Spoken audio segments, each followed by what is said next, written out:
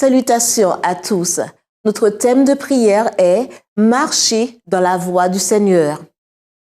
Observe les commandements de l'Éternel ton Dieu en marchant dans ses voies et en gardant ses lois, ses ordonnances, ses jugements et ses préceptes, selon ce qui est écrit dans la loi de Moïse, afin que tu réussisses dans tout ce que tu feras et partout où tu te tourneras. 1 Roi 2, verset 3.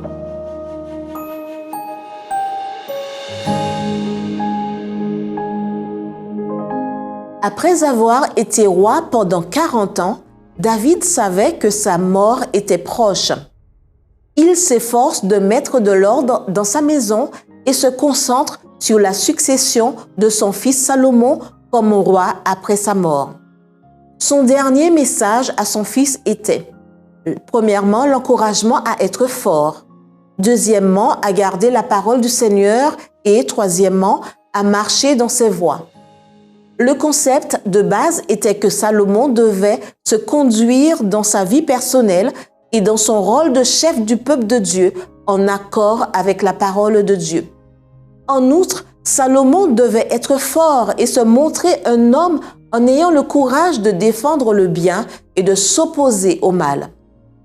Le désir de David était que Salomon soit obéissant aux décrets, aux commandements, aux lois et aux exigences de la loi mosaïque. Il lui a également rappelé que l'obéissance à la révélation de la volonté de Dieu garantirait le succès personnel. De plus, l'obéissance aurait pour conséquence l'accomplissement de la promesse de Dieu que les descendants de David occuperaient pour toujours le trône d'Israël. 2 Samuel 7, versets 12 à 16.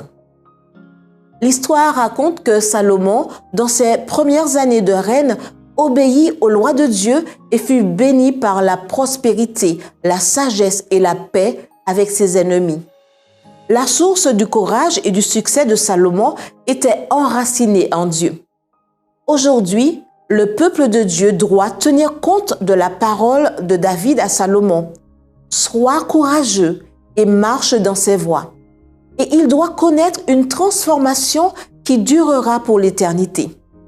Nous devons exercer notre foi en la parole de Dieu et agir conformément à sa volonté pour recevoir ses bénédictions.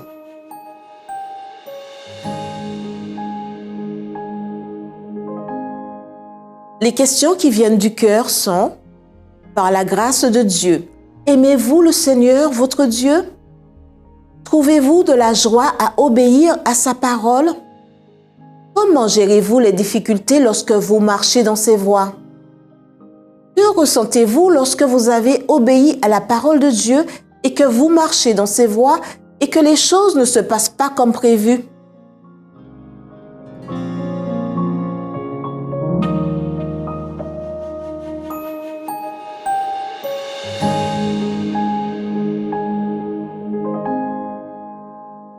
Priez pour la joie d'obéir à la parole de Dieu. Priez pour qu'en étudiant la parole de Dieu, nous en ayons une compréhension plus profonde et que nous puissions partager ce que nous apprenons avec les autres.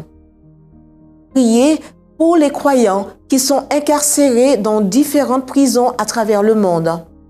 Priez pour que ceux-ci aient la force de témoigner auprès de leurs co-détenus pendant cette crise.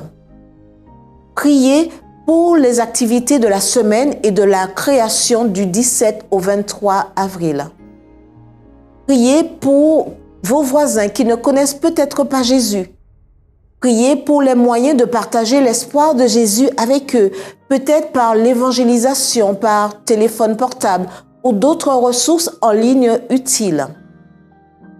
Priez pour que les membres des églises de Cuba et de Colombie comprennent que l'Église adventiste du 7e jour est un mouvement prophétique avec un message prophétique auquel le ciel a confié une mission prophétique très spéciale et que le moment est venu de prier pour la gloire de Dieu.